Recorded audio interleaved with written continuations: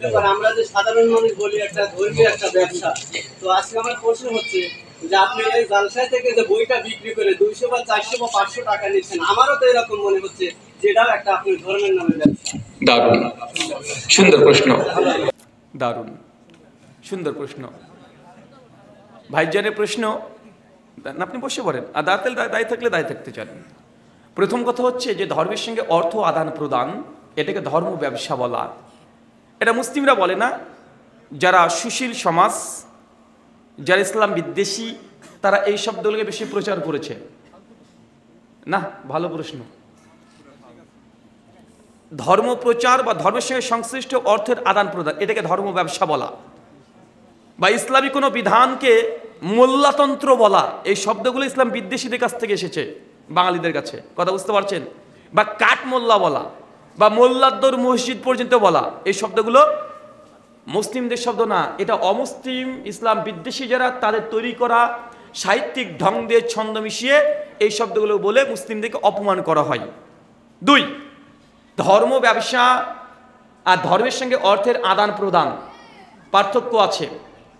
যেন আমিও বললাম একটু আগে যে তাবিজ বিক্রি করছে, এটা শরীয়তকে বিকৃত করছে। কি করছে বলেন তো ভাইজান? শরীয়তকে বিকৃতি করা, যেটা শরীয়ত না সেটা শরীয়ত বানিয়ে মানুষকে ধর্ম মনে করে দিয়ে টাকা নিচ্ছে। এটা কি? এটা ব্যবসা করছে। দুই, ধর্মের সঙ্গে অর্থের আদান প্রদান করা যাবে কি যাবে না? আচ্ছা, জাকাত দেওয়া এটা কি? আচ্ছা, জাকাত দেওয়া ফরজ। এখন আপনাকে দায়িত্ব দিয়ে দিলাম যে এলাকায় যত মাসের প্রতি জাকাত ফরজ হয়েছে সবার লিস্ট করেন। লিস্ট করার পরে যার পরে জাকাত ফরজ হয়েছে প্রত্যেকের কাছ থেকে জাকাতের টাকা সংগ্রহ করেন। এটা আপনার দায়িত্ব। বা আপনার এই সিরাজগঞ্জের প্রত্যেক জায়গাতে গিয়ে আপনি লিস্ট করবেন, একা একা সার্ভে করবেন এবং জাকাতের টাকা আপনি সংগ্রহ করবেন। বাইতুল মাল আপনাকে দায়িত্ব দেওয়া হবে। এখন এই যে আপনি দায়িত্ব পালন করবেন, এখন আপনি, এটা কি ধর্মের কাজ না? এখন আপনাকে যদি কাজ দেওয়া হয়, আপনি যদি অর্থ বলেন যে ভাই আমি তো কাজ তো এটা করছি, তো কিছু যদি ডিমান্ড করেন বা পারিশ্রমিক চান, এটা জায়েজ হবে না না জায়েজ? এই ভাই আপনি কেন উত্তর দেন রে ভাই? জায়েজ না না জায়েজ হবে? জায়েজ মানে কোরআনের আয়াতে ফরজ আছে। সূরা তাওবা সূরা নম্বর 9 আয়াত 60 আল্লাহ বলছেন যারা জাকাত সংগ্রহকারী, জাকাত যারা সংগ্রহকারী, জাকাত সংগ্রহকারীকে জাকাতের অর্থর যেখানে যেখানে ডোনেট করতে পারে, দান করতে পারে, 8টা খাত আছে।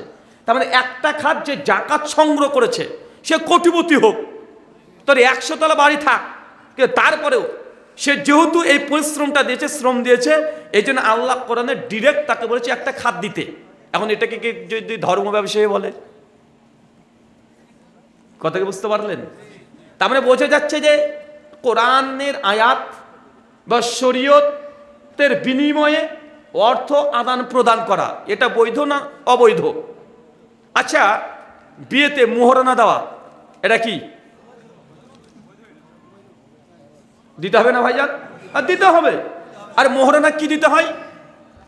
আপনার কোনো অ্যাসেট, দুনিয়াবি কোনো অ্যাসেট।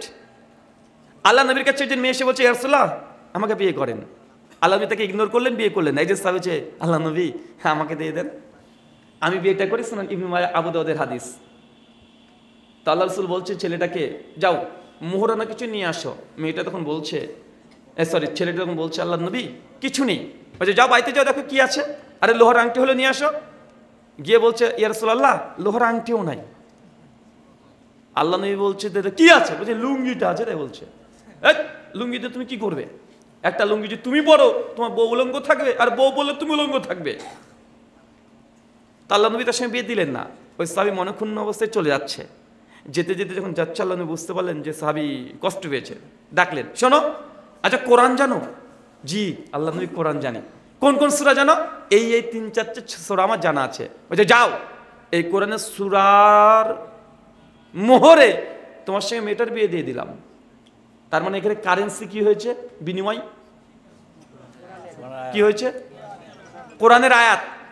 অর্থের পরিবর্তে কি এসেছে?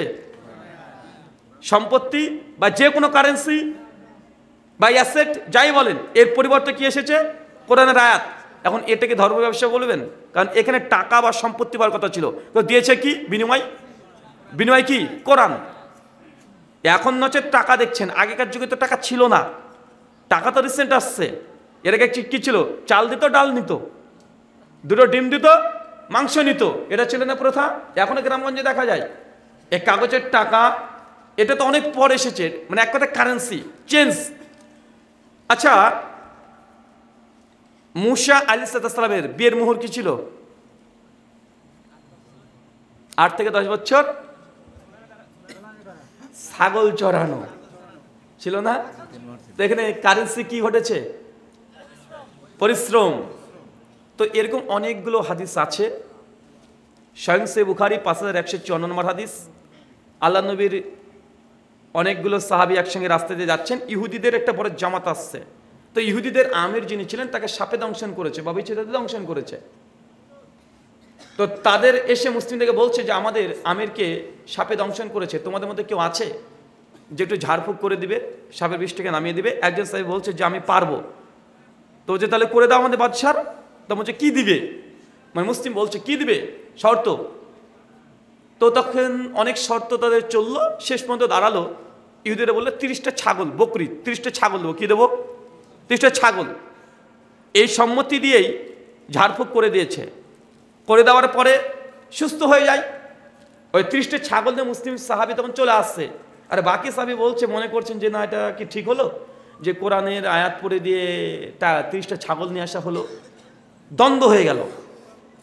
তখন ওই মুসলিম দুই জামাত দুজন একসঙ্গে নবীর কাছে গেলেন, ইয়া রাসূলুল্লাহ পথে এই ঘটনা ঘটেছে, আমি 30টা ছাগল নিয়ে এসেছি, এর বিনিময়ে। আল্লাহ নবী বললেন, তুমি কিভাবে জানলে যে ফাতিহাতেই তোমার বিষ নেমে যাবে? অনেক ঘটনা। তারপরে আল্লাহ নবী শেষ পর্যন্ত বললেন, আচ্ছা ঠিক আছে যাও, এই 30টা ছাগল ঠিকই আছে, আমার জন্য একটা রেখে যাও। কি বুঝলেন? আচ্ছা, আরেকটা দেখেন, কোরআন মাজিদ একটা প্রিন্ট বা প্রেস ছাপছে, দেখছে 160 টাকা দাম খরচ হয়েছে, 200 টাকা তারা বিক্রি করবে, 40 টাকা লাভ করবে। জায়েজ না না জায়েজ? আরে ভাই, কোরআন ডাইরেক্ট বিক্রি করে দিচ্ছে রে ভাই। আল্লাহ সূরা বাকারা 42 নম্বর আয়াতে বলেছে আল্লাহর আয়াতকে কম দামে বিক্রি করো না, এটা গোটা কোরআনে বিক্রি করে দেয়। কথা কি বুঝতে পারলেন? একজন ইমাম সাহেব মসজিদে ইমামতি করবেন, ইমাম সাহেব যদি ডিমান্ড করে, আমি কিন্তু কোনো মসজিদের ইমাম না, আগে থেকে বলি, ভাবেন না যে আমি আবার ইমাম, তার জন্য পক্ষে বলছি। ইমাম সাহেব যে ডিমান্ড করে, ডিমান্ড তার জন্য বৈধ হবে। কেন? নামাজ পড়ানোর জন্য সে ডিমান্ড করে না, ডিমান্ড হয় এইখানে যখন দায়িত্ব দিয়ে দেন। কি দিয়ে দেন? দায়িত্ব দিয়ে দেন। উদাহরণ দিই, বুঝতে পারবেন। ধরেন আমি আজকে এসেছি জুমার দিন, আপনি আমাকে বলছেন যে রুহুল আমিন ভাই জুমার খুতবাটা দিয়ে দেন না। আমি তো বসে আছি মসজিদে, জুমার খুতবাটা দিয়ে দেন না। আচ্ছা না ভাই দেবো না। বলছে না না দিয়ে দেন, আছেন ভাই আপনার আলোচনা সবাই শুনবে, একটু দিয়ে দেন। আমি যদি বলি যে হ্যাঁ দিতে পারি, 5,000 টাকা লাগবে, হারাম। কি বললাম? হারাম। কিন্তু আপনি যদি বলেন যে রুহুল আমিন ভাই 2026 সালের 18ই ফেব্রুয়ারি আমাদের অমুক গ্রামে একটা প্রোগ্রাম করে আপনাকে ডেট দিতে হবে, আমরা একটা বড় আয়োজন করছি, এই সময় যদি আমি ডিমান্ড করি তাহলে এটা হারাম নয়। কথা বুঝতে পারলেন? কেন? এটা দায়িত্ব। এটা কি নিয়েছেন? এখন মসজিদে ঢুকেছে, দেখেছে ইনি বলছে ভাই মাগরিবের নামাজটা পড়ে দেন, উনি বলছে না না পড়াবো না। বলছে না পড়িয়ে দেন, বলছে ঠিক আছে 200 টাকা দাও পড়াবো, হারাম। কিন্তু ইনাকে আবার যদি বলেন যে ভাই আমাদের মসজিদে আপনাকে 5 ওয়াক্তের নামাজ পড়াতে হবে, জানাজা পড়াতে হবে, আর তারাবির নামাজ পড়াতে হবে, 5 ওয়াক্ত মসজিদে আমাদের সঙ্গে জামাতে পড়াতে হবে। এখন ইনি যদি বলেন যে আমার 5,000, 10,000, 20,000 টাকা লাগবে, এটা ডিমান্ড। উনি নামাজ পড়ানোর কারণে নিচ্ছে না, দায়িত্ব পালনের জন্য নিচ্ছে।